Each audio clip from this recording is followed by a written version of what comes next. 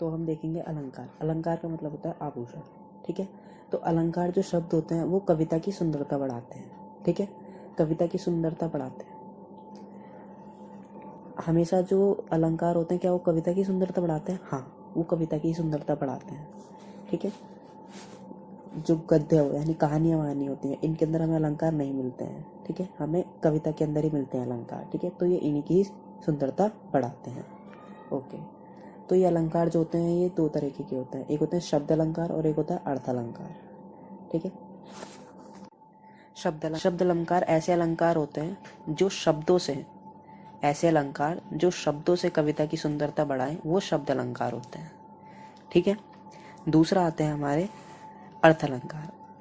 तो अर्थ अलंकार की परिभाषा, ऐसे अलंकार जो अर्थों से कविता की सुंदरता बढ़ाएं वो होते हैं अर्थ अलंकार, ठीक है। ओके, तो शब्द अलंकार के अंदर हमारे तीन तरीके के होते हैं शब्द अलंकार, या तीन भेद होते हैं शब्द अलंकार के। पहला होता है अनुप्रास, दूसरा होता है यमक और तीसरा होता है श्लेष। तो सबसे पहले हम अनुप्रास की बात करेंगे। अनुप्रास अलंकार, जब कोई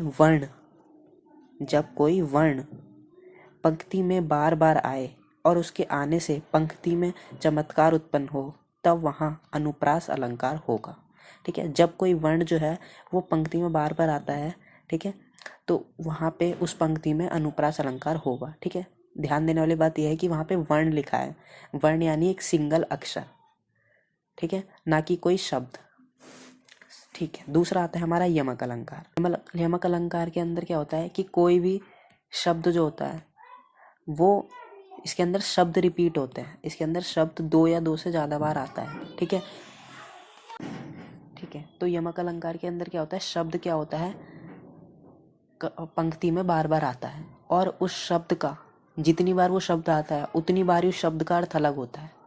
तो हम कहने का मतलब ये है कि जब पंक्ति में कोई भी शब्द बार बार आए और हर बार उसका अर्थ अलग निकले, तब वहाँ यमक अलंकार होगा, ठीक है। ओके, इसका एक एग्जांपल अगर हम दें तो सजना है सजना के लिए, ठीक है। सजना यहाँ जो है एक तो मेकअप से हो गया और एक हो गया सजना अपने पति के लिए, ठीक है, सजना है सजना के लिए, ठीक है। और अगर हम अनुप्रास के उसकी बात करें, उदाहरण की हमने दिया नहीं था, तो अनुप्रास का उदाहरण होगा तरनी तनुजा टट तमाल, ठीक है, ऐसा हमको एग्जाम्पल दे सकते हैं। ओके, अब आता है हमारा तीसरा श्लेष। श्लेष अलंकार। श्लेष अलंकार क्या होता है,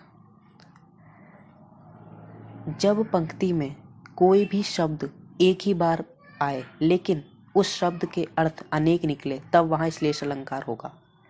रिपीट कर रहा हूँ मैं, जब कोई भी शब्द पंक्ति में बार बार आता है और उस शब्द का अर्थ उस पंक्ति के अंदर अलग अलग निकलता है, या अनेक अर्थ होते हैं उसके अंदर, एक से ज़्यादा अर्थ होते हैं उस शब्द के उस पंक्ति के अंदर, तब वहाँ श्लेष अलंकार होता है, ठीक है।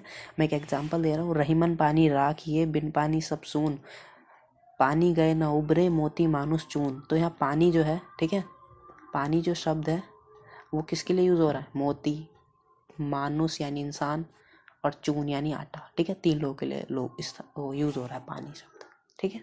ओके, थैंक्स फॉर वॉचिंग, और नेक्स्ट पार्ट में इसके हम करेंगे अर्थ अलंकार।